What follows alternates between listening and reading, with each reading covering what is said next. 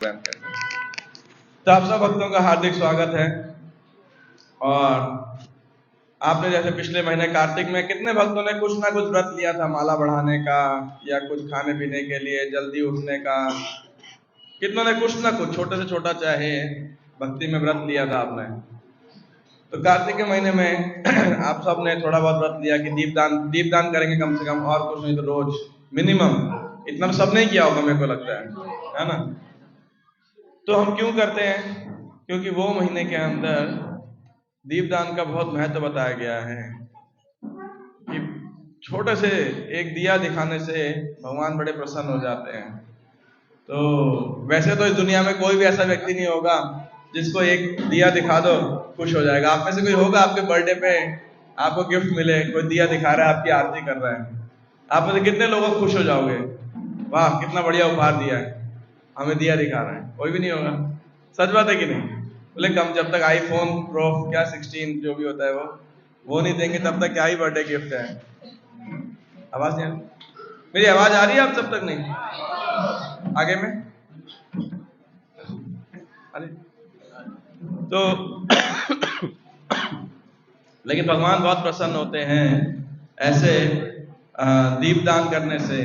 उसी प्रकार वैसे तो हम पूरा साल दीपदान कर सकते हैं, ऐसा नहीं कि कोई बाकी 11 महीने दीप दिखाना कोई अपराध है, लेकिन वो महीने में विशेषकर भगवान बहुत खुश होते हैं। उसी प्रकार ये जो महीना है, दिसंबर का महीना है, खासकर इंग्लिश कैलेंडर के हिसाब से, इस्कॉन के सारे भक्त पूरे विश्व भर के अंदर बहुत प्रयास करते हैं। किसके लिए? किसके लिए? ग्रंथों के वितरण के लिए। यहाँ पे भगवत गीता है हमारे पास, है भगवत गीता, मैं लेके नहीं आया आपके साथ में। तो भगवत गीता, हाँ भाई,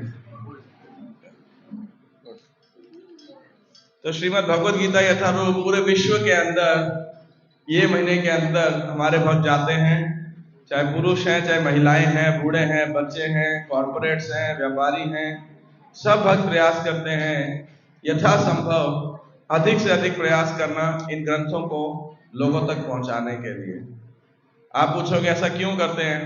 2 कारण है इसके, क्यों मनाते हैं इस मैराथन त्योहार को। पहला कारण है, कौन बता सकता है पहला क्या कारण है? कोई अंदाजा? यस, पीछे हाथ खड़ा किया, बोलिए।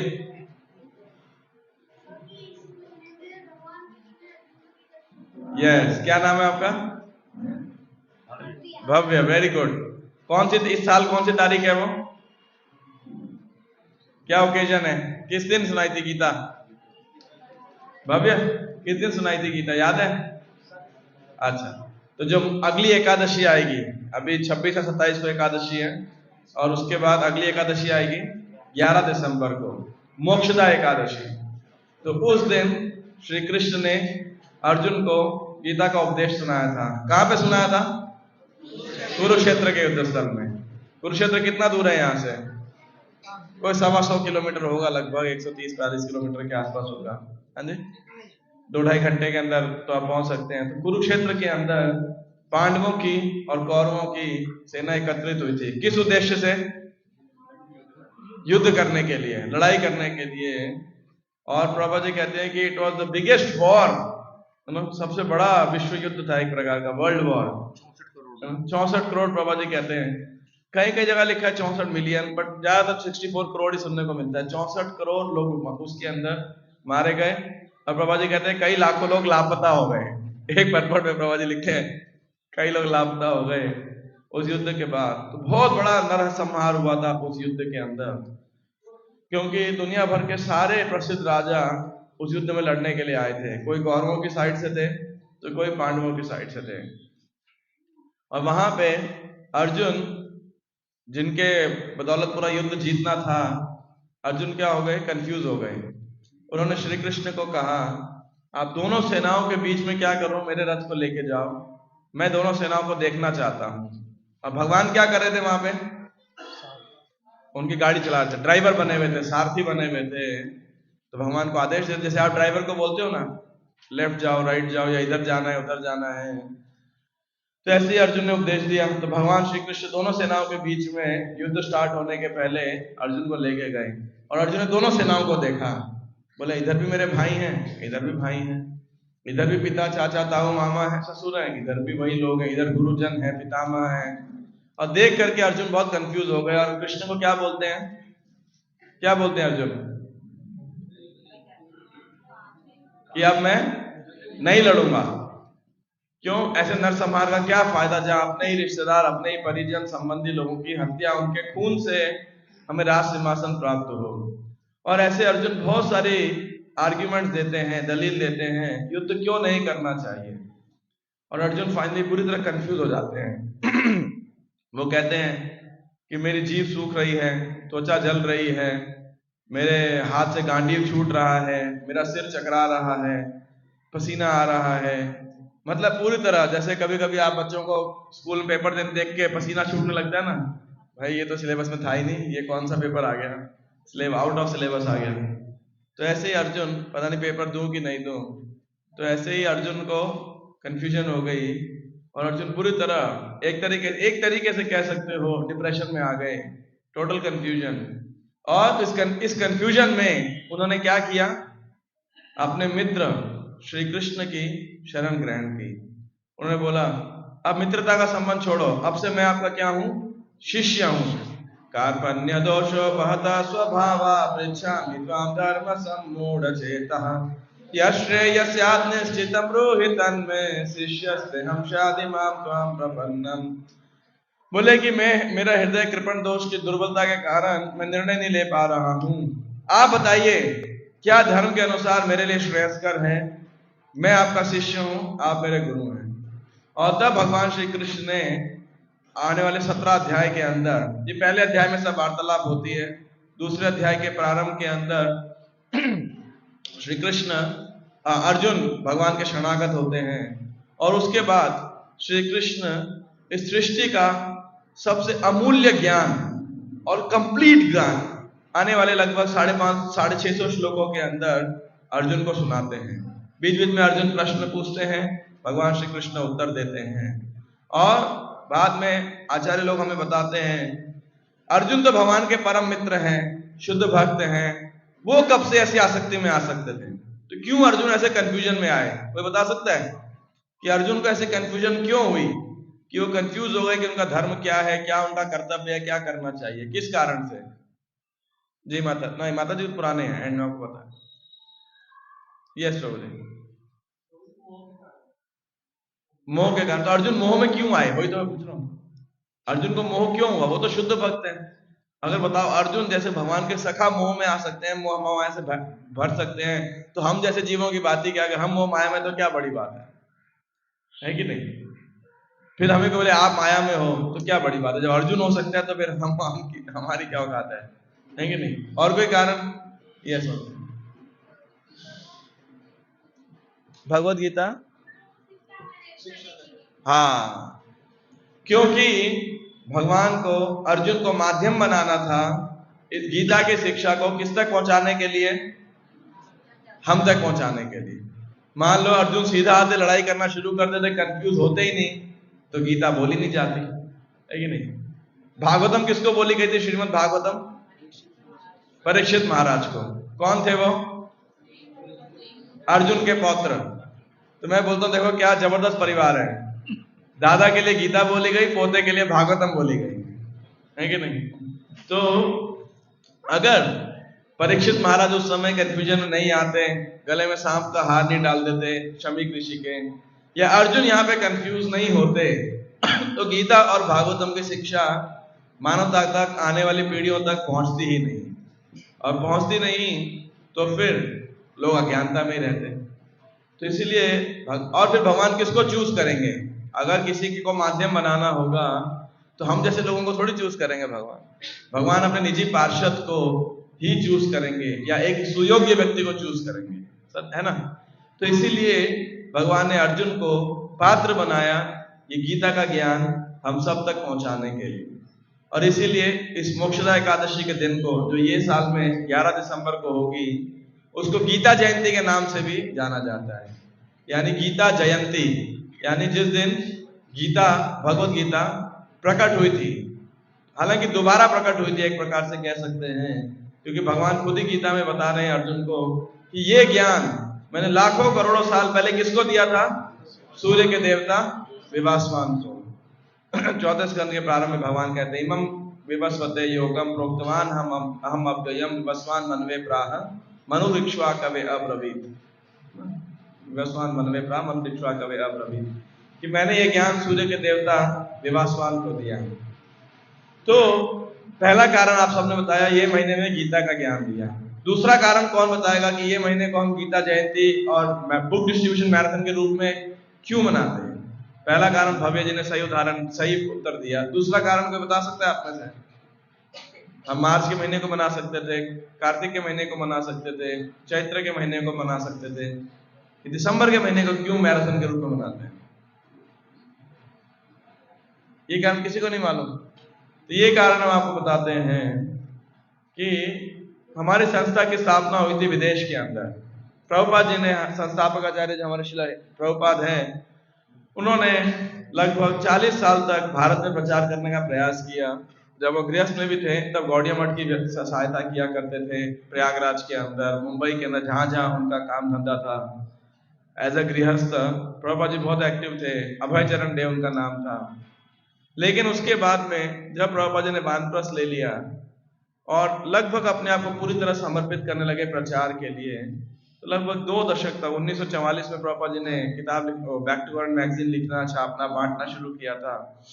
तो लगभग 2 दशक तक प्रभुपाद जी ने एक्टिवली भारत में प्रचार करने का प्रयास किया। और वो टाइम पे भारत जब स्वतंत्रता का संग्राम चल रहा था और अंतिम चरम सीमा पे था, और भारत जब स्वतंत्र हुआ 1947 के अंदर, उसके बाद में हालांकि अंग्रेजी शासन तो चले गया, लेकिन लोग उस अंग्रेजी मानसिकता के गुलाम अभी भी थे और पाश्चात्य संस्कृति का, इंडस्ट्रियलाइजेशन का, ग्लोबलाइजेशन का अंधा अनुकरण कर रहे थे। तो प्रभुपाद जी जब ग्रंथों का वितरण कर रहे थे, प्रचार भी कर रहे थे, तो यहाँ लोगों का एक स्टैंडर्ड उत्तर आता था। क्या उत्तर था? वी हैव नो टाइम, हमारे पास कोई समय नहीं है, अभी हमें भारत को बहुत विकसित बनाना है, खूब टेक्नोलॉजी लानी है, मॉडर्न लाना है, पाश्चात्य जगत के बराबर इसको लेके आना है। और बहुत प्रयास किया प्रभुपाद जी ने यहाँ पे लोगों को। झांसी के अंदर लीग ऑफ डिवोटीज नामक एक संस्था भी बनाई श्रील प्रभुपाद ने। लेकिन भारत के लोग उस समय बड़े व्यस्त थे और भगवान अपनी वैदिक सभ्यता को, पुरातन भारतीय संस्कृति को लगभग भूल से रहे थे। तो फिर प्रभुपाद जी विदेश गए 1965 के अंदर। उनके गुरुजी श्री सरस्वती भक्ति सिद्धांत सरस्वती ठाकुर महाराज ने उनको आज्ञा दी थी कि ले जाओ चैतन्य महाप्रभु के आदेश को पाश्चात्य जगत के अंदर। तो प्रभुपाद ने सोचा ये भारतीय लोग विदेशी चीज को नकल करने में बड़े बिजी हैं। अगर मैं विदेश में जाता हूं और विदेशी लोग इस चैतन्य महाप्रभु के संदेश को अनुकूल करेंगे तो भारतीय क्या होगा, उसकी भी नकल उतारेंगे, है कि नहीं? और अच्छी चीज की नकल उतारना भी अच्छा है। वैसे नकल उतारना गलत है, लेकिन अगर कोई अच्छी चीज हो तो उसकी नकल उतारना भी अच्छी बात है। तो फिर प्रभुपाद जी विदेश में गए और विदेशों के अंदर सबसे पहले कहाँ गए थे Prabhupada? New York, yes, Butler Pennsylvania जो है, और उसके बाद न्यूयॉर्क, विशेषकर न्यूयॉर्क, बॉस्टन हार्बर में गए। और प्रभुपाद जी को पहले 1 साल में बड़ा संघर्ष हुआ उनको और कोई खास सफलता नहीं मिली। लेकिन बाद में न्यूयॉर्क के अंदर टॉम्किन स्क्वायर पार्क 1966 के अंदर कुछ अमेरिकन युवक युवतियां प्रभुपाद जी के संदेश से और हरे कृष्ण महामंत्र से आकर्षित हुए और प्रभुपाद जी की संस्था को जोड़ना शुरू किया। जब तो कोई ग्रंथ भी नहीं थे। प्रभुपाद जी के बाद 3 वॉल्यूम थे श्रीमद् भागवतम के प्रथम स्कंद के। ऐसा नहीं था कि सारी किताबें तब छपी हुई थी। छपी तो क्या हुई थी, सब अभी लिखी भी नहीं गई थी, अभी थोड़ी सी ही मैन्युस्क्रिप्ट थी प्रभुपाद जी के पास। लेकिन जब ये युवक युवतियां भाग लेने लगे, प्रभुपाद जी को लगा कि चैतन्य महाप्रभु के संदेश को स्वीकार करने के लिए विदेशी पाश्चात्य जगत तैयार है। और फिर धीरे धीरे करके बहुत लड़के लड़कियां जुड़ते गए और गंभीर होते गए। प्रभुपाद जी उनको दिन में प्रशिक्षण दिया करते थे और आधी रात में उठ के प्रभुपाद रात के 12-1 बजे 2 बजे उठ के ग्रंथों को अनुवाद किया करते थे, पूरी रात जग के। क्यों? क्योंकि उनको मालूम था कि इस शरीर का तो समय सीमित है पृथ्वी के अंदर, लेकिन जो वाणी है, जो ग्रंथ हैं, ये शाश्वत हैं। यदि ये रहेंगे तो इनके द्वारा प्रचार कार्य आगे होता रहेगा। आने वाली पीढ़ियां इन ग्रंथों को पढ़ के इस ज्ञान को समझ के फायदा उठाएंगी और कृष्ण भावना भावित होंगी। तो श्रील प्रभुपाद जी ने इन ग्रंथों का अनुवाद करते गए। फिर जब शिष्य और समर्पित होते गए, प्रभुपाद जी ने बड़ा प्रयास किया, अपने शिष्यों को लगवाया कि इनका प्रकाशन हो सके, प्रकाशन और मुद्रण, प्रिंटिंग।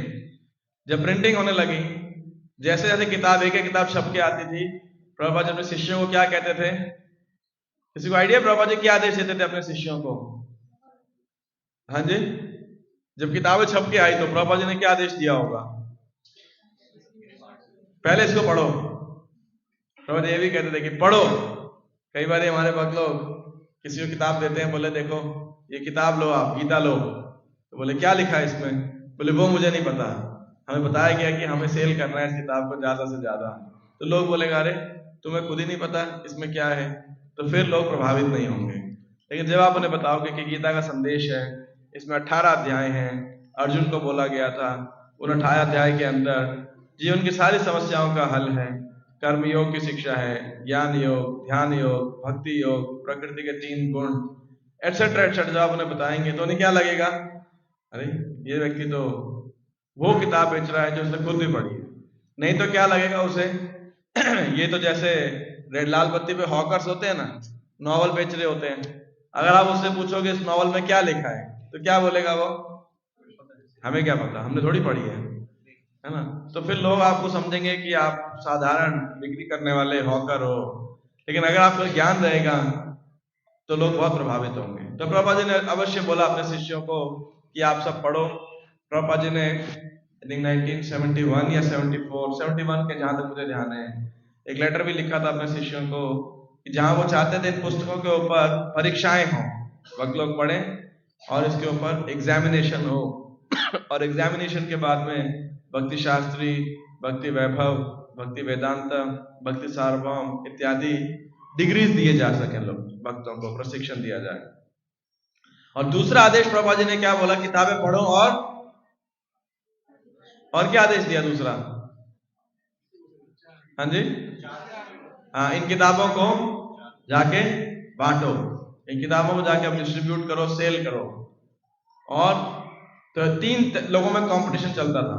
पहला प्रभुपाद जी में किताबों का अनुवाद करने के लिए, दूसरा प्रेस, पहले इस्कॉन प्रेस था, महादेव का आता था, फिर भक्तिदाता बुक ट्रस्ट बना तो किताबों को प्रिंट करने के लिए, और तीसरा जो पुस्तक विक्रेता होते थे, जो डिस्ट्रीब्यूट किया करते थे वितरकों को, तो उनको बांटने के लिए। कौन जीतेगा, है ना, कि प्रभुपाद ज्यादा अनुवाद करते हैं, बीबीटी ज्यादा किताब छापती है, या पुस्तक वितरक ज्यादा सेल करते हैं। और प्रभुपाद जी की प्रेरणा से शिष्यों ने अलग अलग जगह पे अलग अलग योजनाएं बना करके ग्रंथों को बांटना शुरू किया। शुरू में तो उनको बड़ा तकलीफ आता था क्योंकि लोग किताब लेते ही नहीं थे, तो छोटे छोटे पेपर बाउंड बुक्स जो होती थी वो बांटते थे, या उस समय उन्होंने एक न्यूज़लेटर सा बनाया था, मतलब कुछ कागजों का, तो वो सेल किया करते थे। लेकिन एक बारी, और उनको लगता था इतनी बड़ी हार्ड बाउंड किताब कैसे बेची जाएगी। लेकिन एक बारी कुछ भक्त लोग, जैसे हमारे यहाँ पेट्रोल भराते हैं, वहां बेंजीन गैस होती है गाड़ी चलाने के लिए, गैस पंप बोलते हैं, जैसे हम सीएनजी होते हैं, सीएनजी स्टेशन हैं, तो वहां पे ऐसे गैस स्टेशन पे गैस भरा रहे थे, जब फ्यूल भरा रहे थे, सब कुछ पैसे कम निकले उनके पास, और भक्त भगवान ने प्रेरणा दी, उस पंप स्टेशन से वाले से पूछा, would you like to take this book, क्या आप एक किताब लेना चाहेंगे? उसने देखा, कौन सी किताब थी वो? जितना मुझे ध्यान है कृष्णा बुक थी, कृष्णा बुक थी। और उसने देखा बड़ा सुंदर लड़का है, उसके साथ उसकी गर्लफ्रेंड भी है, ये तो बड़ा अच्छा टाइटल लग रहा है, कवर अच्छा लग रहा है, उसको अट्रैक्ट लगा, उसने दे दो। और भक्तों ने कहा क्या कीमत है इसकी? तो फिर मुझे एग्जैक्ट याद, उसने बोला जो डोनेशन आप देना चाहो। तो फाइनली उसने उस गैस के पैसे नहीं लिए, दैट बिकम डोनेशन। तो भक्तों को लगा पहली हार्ड बाउंड किताब इस प्रकार बांटी गई, तो भक्तों ने योजना बनाई, प्रयास किया, तो देखा हार्ड बाउंड किताबें भी खूब बंटने लगी, लोग लेने लगे, और फिर हरे कृष्ण आंदोलन का प्रचार खूब तेजी से बढ़ने लगा पाश्चात्य जगत के अंदर। उसके बाद प्रभुपाद जी ने अपने शिष्यों को अलग अलग देशों में भेजा प्रचार करने के लिए, और इन ग्रंथों का वितरण फिर लंदन के अंदर, कनाडा के अंदर, अलग अलग देश, फ्रांस के अंदर होने लगा। और फिर तो लेकिन अभी भी ग्रंथों का वितरण बहुत ज्यादा संख्या में नहीं हो पाता था। नहीं ठीक है होगा, अगली बार होगा तो मैं हाथ में पकड़ लूंगा, मेरे को दे दो। हाँ, तो फिर क्या हुआ, भक्तों ने देखा 25 दिसंबर को पाश्चात्य जगत कौन सा त्योहार मनाता है, क्रिसमस का। तो वो समय जैसे हमारे यहाँ दिवाली होती है ना, हर कोई कुछ ना कुछ खरीदारी करने जाएगा, ज्वेलरी शॉप भरी होती है। हम अभी कुछ दिन पहले, दिवाली के एक दिन पहले शायद, कुछ हमारे भगवान की ज्वेलरी का काम था, तो मैं ज्वेलरी वाले के पास गया। वो बोला अच्छा हो प्रभु जी, आप छोटी दिवाली के दिन आए हो, धनतेरस के दिन। कह रहे हमारे यहाँ 1 मिनट की भी फुर्सत नहीं थी हमें, इतने ग्राहक थे, सुबह से लेकर रात तक लगे हुए थे, और हमने जितने भी आइटम यहाँ रखे थे कह रहे सारे खत्म हो गए। फिर मुझे दिखा रहे थे देखो कितना कैश रखा है मेरे पास यहाँ पे लेकिन सोना जरा भी नहीं है। तो कहने का अर्थ जैसे हमारे यहाँ दिवाली मनाते हैं, लोग खरीदारी करते हैं, कपड़े खरीदेंगे, मिठाइयाँ खरीदेंगे और अनेक चीजें खरीदते हैं, गिफ्ट आइटम खरीदते हैं, वैसे विदेश के अंदर क्रिसमस मनाया जाता है। तो भक्तों ने सोचा सारे लोग तो मार्केट में होंगे, हम भी क्रिसमस के दिन जाते हैं, अपनी किताबों को सेल करते हैं। और जब किताबों को सेल करने लगे, अलग अलग योजनाओं से देखा, बहुत लोगों को लोग खर्च करने के मूड में होते हैं।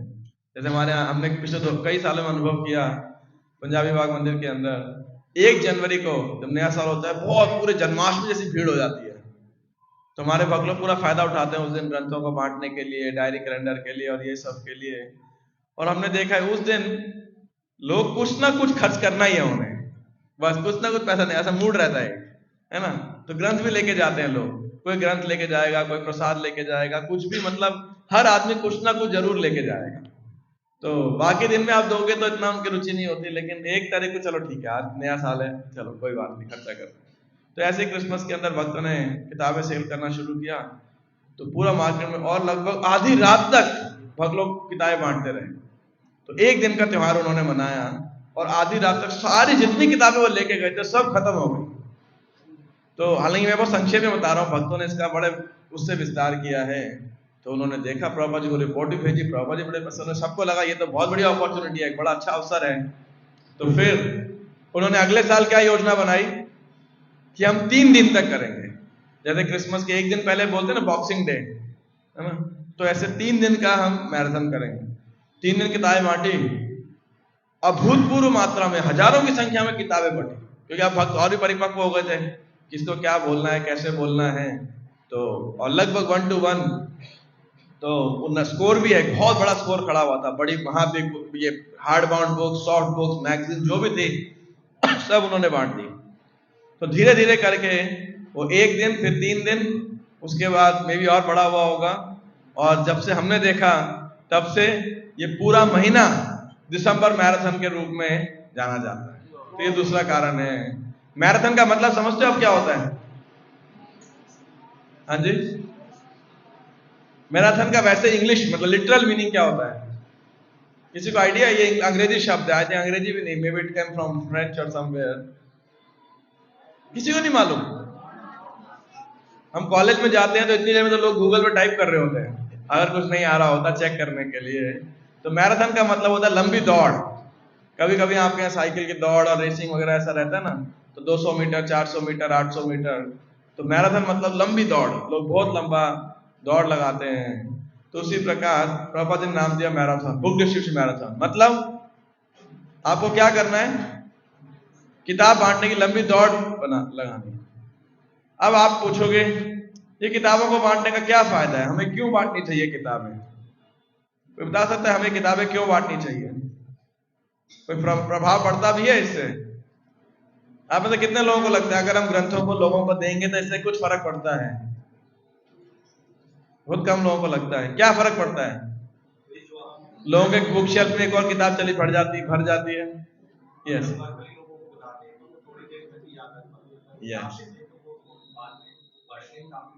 यस, बड़ा अच्छा उत्तर दिया।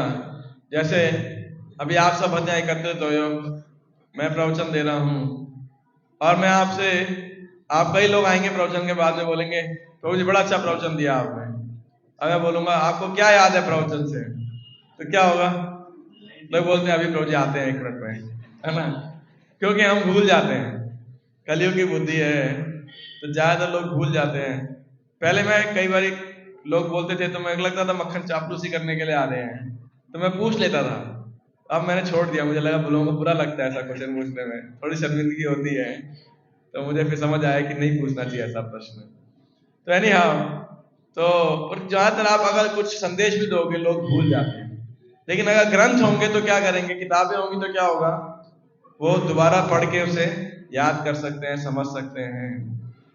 और हमने देखा है और लगभग सभी भक्तों का अनुभव होगा कि इन ग्रंथों में भगवान की वाणी है। भगवान श्री कृष्ण जो अर्जुन को संदेश दिया था, और इन ग्रंथों के अध्ययन से जो भी लोग पढ़ते हैं उनको बहुत लाभ प्राप्त होता है। हम अनेक भक्तों से हम मिलते हैं, आप कैसे आए भक्ति के अंदर, तो बोलते हैं हमें किसी भक्त ने ग्रंथ दिए थे। अभी हमारे पंजाबी बाग मंदिर में एक परिवार है, उनका पूरा परिवार, एक्सटेंडेड परिवार बड़ा भक्त है और भक्ति में रुचि रखता है, ग्रंथ वितरण में ही बढ़ चढ़ के सहयोग लेते हैं। तो हम उनको मिलने के लिए गए थे उनके घर पे, तो हमने पूछा उनसे कि आप क्या, उनके खुद ही मामा जी बता रहे थे, कह रहे देखो ये लड़का है, इसने पूरे परिवार को भक्त बना दिया। अब ये लगभग 34-35 उम्र होगी उनकी, आज से कोई 15-18 साल पहले जब वो युवा थे, और वो नास्तिक था वो लड़का, बिल्कुल पूरे परिवार में सब मंदिर जाते थे, कुछ पूजा वगैरह करते थे, हिंदू परिवार था, लेकिन ये लड़का नास्तिक था। एक दिन समहाउ पता नहीं कौन उनको इस्कॉन मंदिर हमारे पंजाबी बाग में ले आया, तो पंजाबी बाग में आया, दर्शन किया, बोले मुझे कुछ ज्यादा ऐसे आकर्षक नहीं लगा, बस आ गया था मैं। जाते जाते एक भक्त ने मुझे, मेरे को नाम शायद हरिनाम से को थे, या उन्होंने मुझे पूर्ण प्रश्न पूर्ण उत्तर किताब दे दी, मेरे को प्रसाद भी दिया, प्रसाद भी लिया, दर्शन किया, थोड़ी देर में रुका, लेकिन कुछ ज्यादा ऐसे मजा नहीं आया। उन्होंने मुझे एक किताब दी और बोला रविवार को हमारे यहाँ कोर्स होता है, वो IVF का 7 डे या 4 डे जो भी होता था उस समय, तो आप उसमें आना। बोले उन्होंने मुझे रजिस्टर भी कर दिया, बाद में फोन भी करते थे, लेकिन मैं ज्यादा प्रभावित नहीं हुआ वहां से। लेकिन मैं किताब लेके आया था, मैंने कहा चलो किताब दी है, इसको पढ़ते हैं। कह रहे मैंने 2-3 दिन के अंदर छोटी किताब से सारी खत्म कर दी। कि लेकिन किताब पढ़ने के बाद में मेरे बहुत प्रश्न हुआ करते जो मैंने कभी किसी से नहीं पूछे थे, लेकिन वो किताब पढ़ने के बाद मुझे लगा कि लगभग मेरे सारे जितने प्रश्न होते थे उसके उत्तर इस किताब के अंदर है। तो कह रहे मैं बड़ा प्रभावित हुआ उस पुस्तक से, और फिर मेरे को और प्रश्न जागने लगे। जब मैंने किताब पढ़ी तो जैसे जो प्रश्नों के उत्तर मिल गए, अब और प्रश्न जागने लगे। फिर उन्होंने मुझे 4 डे सेशन के लिए बुलाया था, मैंने लेक्चर अटेंड किया, प्रसाद पाया, कीर्तन किया। कह रहे फिर मुझे एक भक्त ने और पकड़ लिया और मैंने उनको बताया कि मेरे ऐसे प्रश्न है, मैं ये किताब लेके गया था, पढ़ी थी मैंने, तो उन्होंने मेरे सारे प्रश्नों का कहने बड़े धैर्य से उत्तर दिया, समझाया मुझे, और मुझे एक और किताब दी, आप इसे पढ़ना और फिर मेरे को दोबारा मिलना। कह रहे मैंने फिर पढ़ लिया और अगली बार फिर मिला, फिर उन्होंने मुझे समझाया, मेरे प्रश्नों का उत्तर दिया, और हर बार एक एक किताब देते थे वो मुझे। कह रहे पढ़ता गया, मैं जुड़ता गया। उसके मामा जी कह रहे मैं हैरान, ऐसा कौन सा मंदिर है जिसने इस नास्तिक को ऐसा भक्त बना दिया। और फिर वो लड़का अपने मम्मी को, अपनी बहन को भी मंदिर लेके आया, फिर अपने पिताजी को लेके आया 7 डे सेशन के अंदर। उसके पिताजी कह रहे मैं तो दुकान से आया, मतलब जो भी काम से, दुकान से या ऑफिस से आया, बहुत थका हुआ था, भूख लग रही थी, ये कह रहे हैं चलो मंदिर में 7 डे सेशन है। कह रहे ये क्या 7 डे सेशन है, मुझे नहीं जाना, कहीं भूख लग रही है, खाना दो। वो कह रहे नहीं नहीं अभी तो हम सारे चलेंगे। तो पिताजी मान गए, जब 3 लोग कह रहे घर के, तो उनको भी क्या ऑप्शन थी नहीं, चले गए वो भी। मंदिर में आए, कह रहे रुक्मणी कृष्ण को कह रहे आप सेशन दे रहे थे, आपने बोला जो व्यक्ति 4 नियम का पालन नहीं करता है वो पशु है। तो कह रहे मैं डर गया। तो कह रहे फिर आपने नियम बताए 4। तो पहला नियम था मांसाहार नहीं करना, मैंने कहा मैं बच गया। दूसरा नियम था नशा नहीं करना, कह रहे मैं तो वो भी नहीं करता, बच गया। तीसरा व्यभिचार नहीं करना, बोले बच गया। तो कह रहे मेरी जान में जान आ। चौथा आपने बोला जुआ सट्टा नहीं खेलना, बोले हाँ मैं तो जानवर नहीं हूँ क्योंकि मैं सबका पालन करता हूँ। लेकिन फिर आपने बताया कि मांसाहार में प्याज लहसुन भी नहीं खाना, बोले मैं फंस गया। और चाय भी नहीं पीनी। तो कह रहे मैं घर आया जैसे ही, अब मैंने उसी समय बोल दिया मुझे जानवर नहीं बनना है, अब से घर में प्याज लहसुन और चाय में, प्याज लहसुन नहीं खाऊंगा, चाय नहीं पीऊंगा। परिवार वाले कह रहे रोने लग गए, सब झगड़ा करने लग गए। कह रहे ऐसे कैसे आप छोड़ दोगे? कह रहे तो मुझे क्यों लेके गए थे तुम सेशन के अंदर? ये सच्ची घटना है, अभी 4 दिन पहले उन्होंने जो मुझे बताई।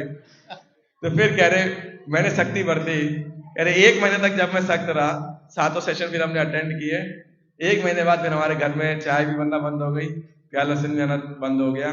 और तब से आज के दिन फिर उनके भाई बहन दूर दूर के रिश्तेदार, पता है कितने ही लोग जुड़े उसके बाद, है ना। और वो अभी 15-18 सालों से खूब बढ़ चढ़ के ग्रंथों का वितरण करते हैं, बहुत जो है। तो आप ये मत सोचिएगा कभी कि हम किसी को किताब देते हैं तो इसका कोई फायदा नहीं होता है।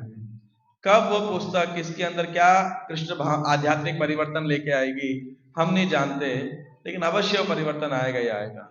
पता नहीं, मुझे याद नहीं लास्ट टाइम मैंने आपको एक घटना सुनाई थी कि नहीं सुनाई थी। मेरा निजी अनुभव है, जब मैं कॉलेज में था तो हम तो आईटी सेक्शन के अंदर थे, तो वहाँ लगभग बीएचयू के अंदर 125 फैकल्टीज हैं, department of science, department of medical science, management, Sanskrit, Hindi, ये वो, तो फिर मैथमेटिक्स एटसेट्रा। तो हमने सोचा कि आईटी के अंदर, आईटी उस समय आईटी था, अभी तो आईटी हो गया, तो आईटी के अंदर तो हम सेशंस वगैरह सिस्टमैटिक प्रीचिंग करते ही हैं, दूसरों को हम टच नहीं कर पाते। चलो उधर जाके, दिसंबर का महीना था, तो हमने सोचा कि छुट्टियां भी हैं, किताबें बांट के आते हैं। तो हम किताबें बांटने गए, तो मैं भी गया था। हम साइंस फैकल्टी के स्टूडेंट्स के पास गए और वहाँ पे फिर हमने किताबें बांटी। तो जो मेरे से 1 साल जूनियर थे वो किताबें बांट रहे थे, उन्होंने मुझे बुलाया, आप इधर आओ प्रभु जी, इधर आओ। एक रूम में 4 लड़के थे, तो हमने तो फिर उनको रूम में बुलाया, उन्होंने हमें, उन लड़कों ने, उनको हमने प्रचार किया। चारों ने एक एक गीता ले ली। नॉर्मली क्या होता है जब ग्रुप में लोग होते हैं, एक मना करना सारे मना कर देते हैं, लेकिन यहाँ पे एक व्यक्ति मान गया तो चारों ने एक एक किताब ले ली। तो हमने कहा आप तो अच्छे लड़के लग रहे हो। उनका अकाउंट, उस समय तो ईमेल आईडी होता था, मोबाइल भी इतना नहीं रहता था लोगों के पास, 2005 की बात है ये। तो फिर हमने उनका रूम नंबर और ईमेल आईडी नोट कर लिया और हम लेके आ गए। हमने बोला जनवरी के अंदर जब छुट्टियां खत्म होगी तो हम वापस आएंगे छुट्टी के बाद, और फिर हम सेशन ऑर्गेनाइज करेंगे, आप लोग भी आना उसके अंदर। तो उन्होंने आना शुरू कर दिया, और हमारे जो, मैं तो फाइनल 2005 की घटना, 6 की घटना होगी शायद ये। तो फिर मैं तो इतना इन्वॉल्व नहीं था, बाद में वो आए, कुछ भक्तों ने उनको फॉलो अप किया, प्रोग्राम वगैरह किए। तो फिर मैंने 2007 में मंदिर ज्वाइन कर लिया, और मुझे ईयर भी नहीं याद, मैं वृंदावन मंदिर गया और वहां पे प्रभुपाद जी समाधि के, आप लोग सब गए ना, प्रभुपाद जी का जो हाउस है, घर है, गोविंदा रेस्टोरेंट गेस्ट हाउस के पास में, तो वो वाला जो गेट है मैं उधर से बाहर आ रहा था। तो मैं बाहर आ रहा था, एक व्यक्ति ने मुझे प्रणाम किया, प्रभुपाद जी के घर का हाउस, प्रभुपाद हाउस के बाहर। मैंने भी प्रणाम किया। बोले आप मुरली कृष्ण हो ना? मैंने कहा हाँ। तो कह रहे आप बीएचयू पढ़ाई कर रहे थे? मैंने कहा हाँ। तो कह रहे आपने पहचाना मुझे? मैंने कहा मैं क्षमा चाहता हूँ, नहीं पहचाना। कह रहे प्रभु जी मैं प्रोबीर परिदा हूँ, साइंस फैकल्टी, बीएससी। उसने हॉस्टल भी बोला। मैंने कहा हाँ। कह रहे आप ही मेरे हॉस्टल में किताब देने के लिए आए थे और आपने मुझे निमंत्रण दिया था प्रोग्राम के लिए। मैंने कहा हाँ वो तो मुझे याद है, आप उड़ीसा से हो? तो बोले हाँ। तो कह रहे मैंने किताब को पढ़ा, भक्तों ने प्रोग्राम अटेंड किया, फिर आप तो ग्रेजुएट हो गए थे, अब मैं वहाँ बेस के अंदर सेंटर में आता था रेगुलरली। फिर मैंने अपना बीएससी कंप्लीट किया, गेट का एग्जाम दिया और एमटेक किया। एमटेक करने के लिए मैं एनआईटी वारंगल में गया और वहाँ भी हमारा बहुत अच्छा सेंटर था, यूथ सेंटर। तो बोले मैंने वहाँ भी 2 साल मास्टर्स बिताया, फिर मैंने जॉब किया आई थिंक, और अभी मैं वृंदावन आया हुआ हूँ और मैं यहाँ पे 1 साल ट्रेनिंग फुल टाइम अभी लेने वाला हूँ कुछ समय बाद। तो वो उस समय एक किताब दी। हम तो दिसंबर के महीने में ऐसे गए थे, कहीं मिल जाए, कौन से हॉस्टल में छुट्टी नहीं हुई है वहां चलते हैं, और लोगों में परिवर्तन आता है, फिर वो खुद प्रचारक बनते हैं।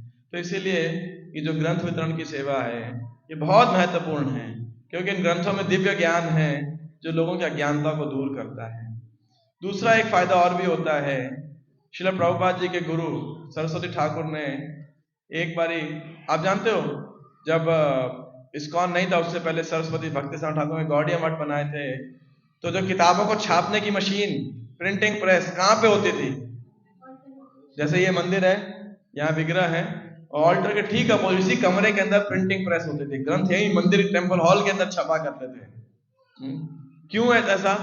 क्योंकि सर ठाकुर कहते थे जो ग्रंथ हैं ये इतने महत्वपूर्ण हैं, ये असली संकीर्तन है। हालांकि प्रिंटिंग प्रेस बहुत आवाज करती थी, जैसे हम लोग मृदंग से, करताल से, हारमोनियम से, माइक साउंड सिस्टम से आवाज करते हैं, कीर्तन करते हैं, तो बोलते थे जो प्रिंटिंग प्रेस की आवाज है ये क्या है? ये भी संकीर्तन है, कीर्तन है। और इससे क्या संकीर्तन हो रहा है? तो सरस्वती ठाकुर ने अभय चरण अरविंदास श्रील प्रभुपाद जी को एक तस्वीर बनाई। और तस्वीर क्या थी? मृदंग की तस्वीर बनाई उन्होंने, और उनको बोला कि देखो एक मृदंग की आवाज कहां तक जाती है, थोड़ी दूर, कुछ मीटर तक जाएगी, कुछ 100 मीटर तक जाएगी। जैसे आप लोग कीर्तन कर रहे थे तो जहां हमारी गाड़ी पर सड़क तक, वहां भी आवाज आ रही थी क्योंकि साउंड सिस्टम था, करताल बज रहे थे, आप लोग गा रहे थे, मृदंग बज रहा था। लेकिन उन्होंने बोला कि जो पुस्तक वितरण है इसका क्या नाम दिया उन्होंने, बृहद मृदंग। ये बड़ा मृदंग है जिसकी आवाज बहुत दूर तक जाती है। आप बोलोगे कैसे? क्योंकि आप किताब दोगे किसी व्यक्ति को यहाँ पे, और फिर वो किसी और जगह पे जाएगा, अपने साथ किताब को लेके जाएगा। हो सकता है वो खुद पढ़े ना पढ़े, वहां पे कोई पढ़ेगा उस किताब को, कोई लंदन में पढ़ेगा, कोई अमेरिका में पढ़ेगा, कोई मुंबई में पढ़ेगा, कोई चेन्नई में पढ़ेगा, कलकत्ता में पढ़ेगा। और ऐसा होता है बहुत बारी, किताब आपने ली दिल्ली शहर के अंदर और उसने ऑस्ट्रेलिया में या किसी और जगह पे जाके पढ़ा और वहां पे भक्त बना। एक बारी तो ऐसे अनेक घटनाएं हैं, खासकर विदेश, पाश्चात्य जगत की, यूरोपियन जगत की, जहाँ पे मंदिर नहीं थे, कोई हिंदू सभ्यता नहीं थी, लेकिन उनको कहीं ना कहीं से कोई किताब मिल गई और वो किताब उन्होंने पढ़नी शुरू की और कोई संग नहीं, और उसके बाद 16 माला का जाप करना शुरू कर दिया, 4 नियम का पालन करना शुरू कर दिया, और कई दशकों बाद उन्हें भक्त प्रचार करते हुए वहां पर मिले। तो इन पुस्तकों के अंदर बहुत शक्ति है। इस्कॉन के सारे भक्त, चाहे वो मंदिर के फुल टाइम निवासी भक्त हो, चाहे हमारे कांग्रेगेशन के डिवोटी घर में रहने वाले, चाहे माता जी हो, पूरा प्रयास करते हैं ज्यादा से ज्यादा लोगों तक इन ग्रंथों को पहुंचाने का। तो आप सब करोगे मेहनत या नहीं? पक्का? नहीं, आपको बड़ा हल्का हरी बोल है, आपको ऐसे हरी बोल बोलना है कि पंजाबी बाग तक आवाज जाए। करोगे नहीं? तो आपने ऊंचाई जोर से बोला तो है। अब दूसरा काम क्या करना पड़ेगा आपको? अब किताबें उठाओ और बाहर जाओ। उसमें थोड़े लोग कहाँ जाएंगे, हम कहाँ जाएंगे? तो मैं आपको कुछ कैसे आप पुस्तक वितरण कर सकते हो और आपको किन प्रश्नों का, चुनौतियों का सामना करना पड़ सकता है, वो मैं आपको कुछ बात करना चाहूंगा इस विषय के ऊपर। पहली बात, आप सोचोगे हम ग्रंथ कहाँ जाके बांटेंगे, तो आप कहाँ जाके बांट सकते हो? वैसे तो भारत में तो इतनी जनसंख्या है ना। विदेशों में कई जगह पे क्या होता है, थोड़ी दूर जनसंख्या होती है, फिर बहुत दूर वीरान होता है। तो भारत में एक नहीं लेगा दूसरे को, तो दूसरा नहीं लेगा तीसरे व्यक्ति को दे दो, कोई कमी नहीं है भारत में तो, हिंदुस्तान में तो जनसंख्या की। लेकिन फिर भी खासकर कई बार प्रभु जी लोग सोचते हैं हमारे पास टाइम नहीं है, माताएं सोचती है हम कहाँ बाहर जाएंगे। आपके पास एक बहुत बढ़िया माध्यम है, वो क्या है? मिस्टर फोन, है ना। ये जो हमारा नित्य संगी है, 20 परमात्मा से भी ज्यादा शायद हमारे साथ में रहता है। तो आप इस मोबाइल फोन का फायदा उठा सकते हो। वैसे तो ये मोबाइल फोन ज्यादातर केसेस के अंदर डिस्ट्रैक्शन साबित होता है कि नहीं? आप कभी फेसबुक पे लगे हो, इंस्टाग्राम पे लगे हो, व्हाट्सएप पे लगे हो, ट्विटर पे, एक्स पे लगे हो, और पता नहीं कौन कौन सी एप्स होती हैं जिसके ऊपर लोग गेमिंग करते रहते हैं, सोशल इंटरेक्शन करते रहते हैं। लेकिन ये टाइम पे आप क्या करो, जितने व्हाट्सएप ग्रुप में से आप कभी क्विट हो गए थे, म्यूट कर दिया था, एग्जिट कर, सब चालू कर दो, ठीक है? और रोज उसके अंदर लोगों को हरे कृष्णा भेजो, कुछ भगवान की तस्वीर भेजो, मॉर्निंग के अंदर लोग वेलकम, सुप्रभात ऐसे भेजते रहते हैं ना। अब आपका नंबर है, आप भेजो, और जितने कॉन्टैक्ट आपके कॉन्टैक्ट लिस्ट में हैं या जिस जिस ग्रुप के अंदर आप कभी एडिड थे, आपने किसी को ऐड किया था, सबके नंबर निकाल लो, ठीक है? और खासकर माताएं, घर में आप रोज 2 घंटे निकालो और उन्हें फोन करो, हर व्यक्ति को, और उन्हें बोलो देखो जैसे हमने आपको बताया आप भी उन्हें वैसे बताओ, हम इस्कॉन संसार से जुड़े हैं, सनातन धर्म के प्रचार के लिए हम हर घर के अंदर गीता बांट रहे हैं, तो आप भी गीता लो, नहीं ले सकते तो आप गीता को स्पॉन्सर करो। कितनी करनी है? आप क्या बोलोगे? आप बोलो कम से कम 108 गीता स्पॉन्सर करनी है आप। तब वो कितनी करेंगे? तो शायद 2, 4, 5 कर दें। जब बोलोगे 1 गीता लेनी है तो क्या बोलेंगे? वो ये तो हमारे पास है। तो बोले नहीं, आप तो धर्म प्रेमी हो, आप समाज की सेवा में रुचि रखते हो, इसीलिए हमने आपको अप्रोच किया है। अब ये मार्केटिंग टेक्निक कह लो या एक सिद्धांत कह लो। प्रभुपाद जी से किसी ने पूछा था हमें प्रचार कैसे करना चाहिए, तो प्रभुपाद जी ने एक हमारे आचार्य हुए हैं प्रबोधानंद सरस्वती, उनका एक श्लोक कोट किया। वो श्लोक तो मुझे याद नहीं है, और उस श्लोक का मतलब इस प्रकार से है कि जब आप किसी व्यक्ति के पास जाओ ग्रंथ लेके या उसे प्रोग्राम के लिए निमंत्रित करने के लिए, तो आपको क्या बोलना चाहिए?